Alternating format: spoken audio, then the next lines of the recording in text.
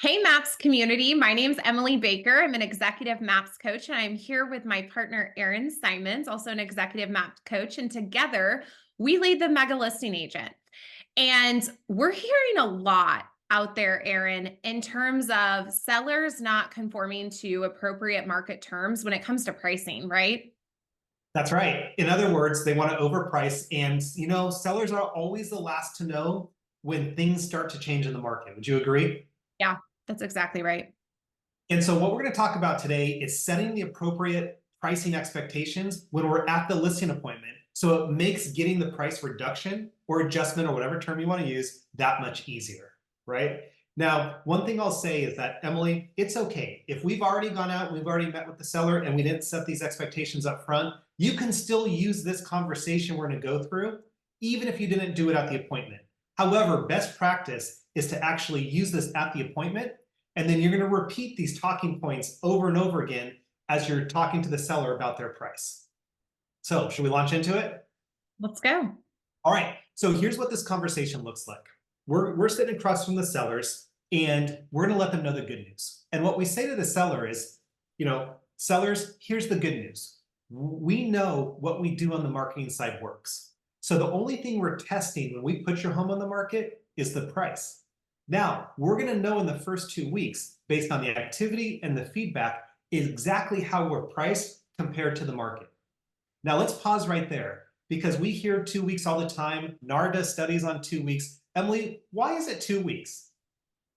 Well, it's 2 weeks because the moment that we activate the listing, right, we know it's going to be syndicated out to all the search portals that most buyers are on. So they're immediately going to get notified on either their phone, their tablet, their computer, right, that your listing has now hit the market.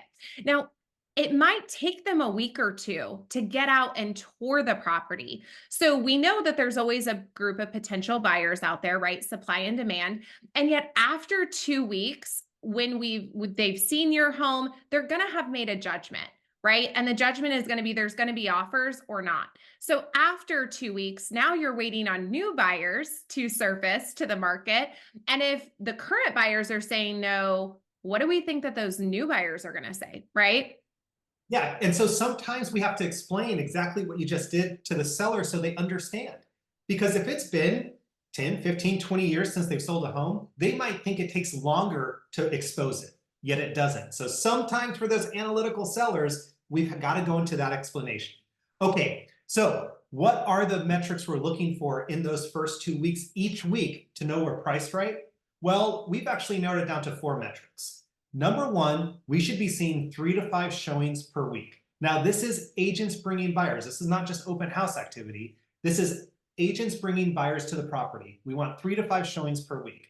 Number two, we want buyers coming back for second looks. Remember, a buyer is going to come and see it, get excited. They're going to bring their family back to see it a second time. Number three, we should be seeing positive feedback from the agents and their clients. And lastly, number four, we should have offers or talk of offers. So if we're seeing those 4 metrics, right, very clear, very subjective, right? If we're seeing those 4 metrics each week, the market's telling us we're priced where we need to be, right? If we're only seeing a few of those metrics or none of those 4 metrics, then the market's telling us we've pushed it too far. And at that point, we'll know exactly what we do need to be priced at such that we can get your home sold. And so, Emily, if we're off by either a few of those metrics or we're getting none, it's crickets. Typically, what are those percentages such that we can communicate that to the seller? Yeah, absolutely. So if we're seeing those metrics and yet we still don't have an offer, after 14 days, we're usually 8 to 12% off of price, right?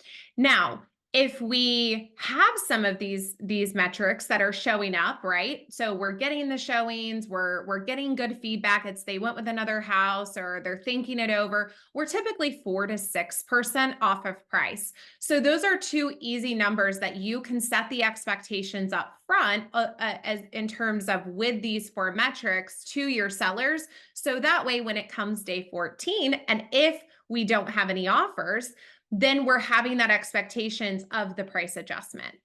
Yeah, so if we're seeing some but not all, we're probably 4 to 6% off. If we're seeing none and it's crickets, we're at least 8 to 12% off. Awesome. Well, we trust that this coach tip was helpful and that we're getting our properties pricing so that way we can get them sold.